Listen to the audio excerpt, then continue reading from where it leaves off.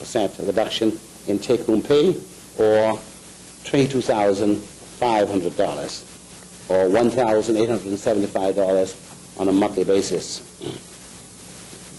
For ministers and the Speaker, the combination of these measures amounts to a 7.3% reduction in take-home pay, which is, I think, $7,500, or $1,058 per month.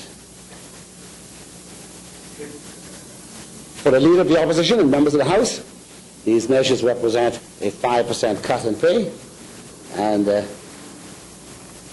that for members of the House is $1,400. For the Leader of the Opposition, that is $3,900, $325 reduction a month. You would have given more? I did consider doing that. I did consider doing that. The responsibility allowances payable to the Secretary of the Cabinet, the Financial Secretary, Permanent Secretaries, and senior public officials will be reduced by 50%. Increments in the public sector will not be paid in 2010-2011. I might say, Mr. Speaker, members of the House are having their salaries reduced by $1,400 or $117 per month. And the Speaker is $458 a month will be his reduction.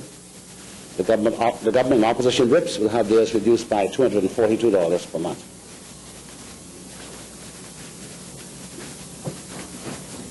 Public service promotions, sir, are being frozen except in special cases.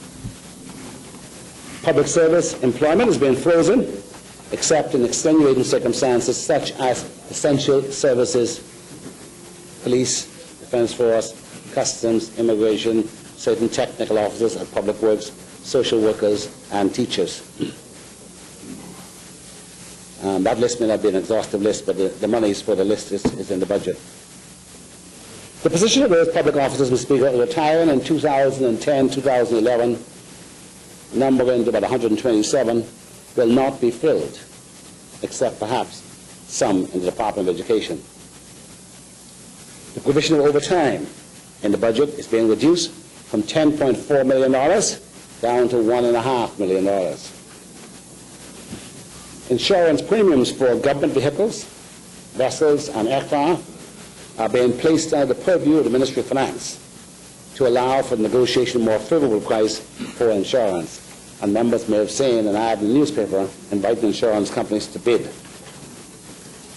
The level of payment for medical and life insurance premiums paid by government on behalf of public officials is unsustainable, and the schemes will be reviewed. Contributions to charities and charitable organizations and contributions and grants to charitable organizations and institutions are being reduced by 10 to 25%, except in a few special circumstances. Subsidies to private schools, to church-operated schools, are being reduced by 20%. Mail-boat subsidies are being reduced by 10%. The detailed allocations by ministries, departments, and agencies are set out in the documents which will accompany this communication. Clearly, if we are to achieve our overriding fiscal objectives, all will need to manage public resources judiciously and prudently within the very stringent limits that have been established and determined. With a very difficult fiscal situation, sir, we are increasing the provision for capital expenditure in 2010-2011 only modestly to accommodate commitments.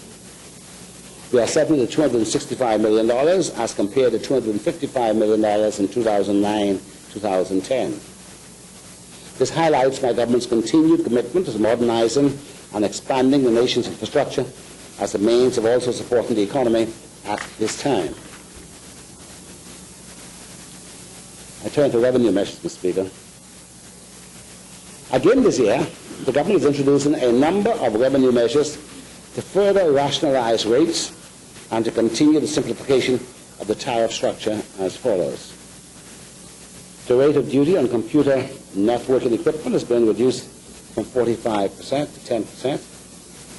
The rate on LED light bulbs has been reduced from 45% to free to align with the rate on compact fluorescent bulbs. The rate of duty on sheetrock board is being reduced from 25% to 10% to align with the rate on cement board.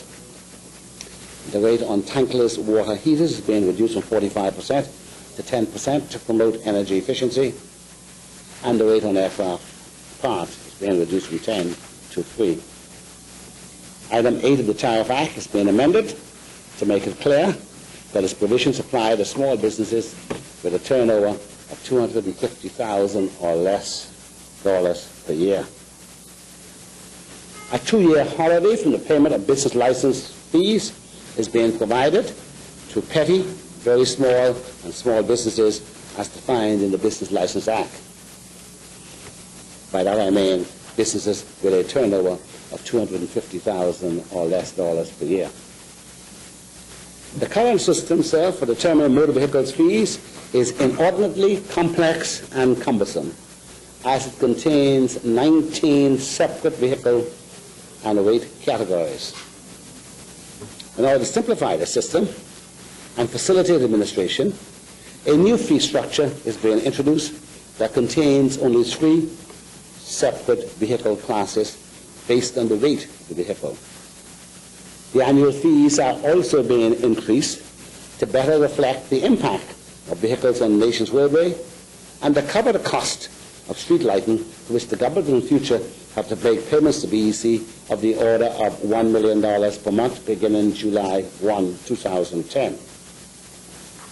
To further simplify the taxation of vehicles and to promote the use of more fuel-efficient vehicles, it is proposed to reduce the number of excise taxes on cars and trucks to 2. A rate of 65% on passenger vehicles with an engine size of 2,000 cc or less, and a rate of duty of 85% for all other passenger vehicles and trucks. Vehicles of 2,000 cc or less include the Hyundai Accent and Tucson, the Kia Sportage and Rio, the Honda Civic and Fit, the Nissan Sentra, the Pontiac Vibe, the Toyota Corolla and Matrix, and the VW Golf. The current requirement being in Grandstown for a permit to import chicken is being eliminated with effect from today. It is proposed also to reduce the differential in taxation between domestic and imported beers. Accordingly, the Spirits and Beer Manufacture Act will be amended to provide for the rate of tax on domestic production to be increased from $4 to $6 per gallon. The increase in the tax rate will be phased in on beer produced in the port area that is shipped to other parts of the Bahamas, primarily sans beer. It has been increased to $4 per gallon and eventually will be brought up to the same level as the other locally produced beer per lick. The phase-in of tax on port area beer reflects the fact that the other beer manufacturer in the Bahamas has benefited from concessions for an extended period of time following their startup. A number of tax rates and administrative arrangements are being modified to produce the additional revenues that are required to achieve the planned and required increase in revenue yield of the tax system. The various rates of stamp tax on real property transactions are being increased by 2 percentage points.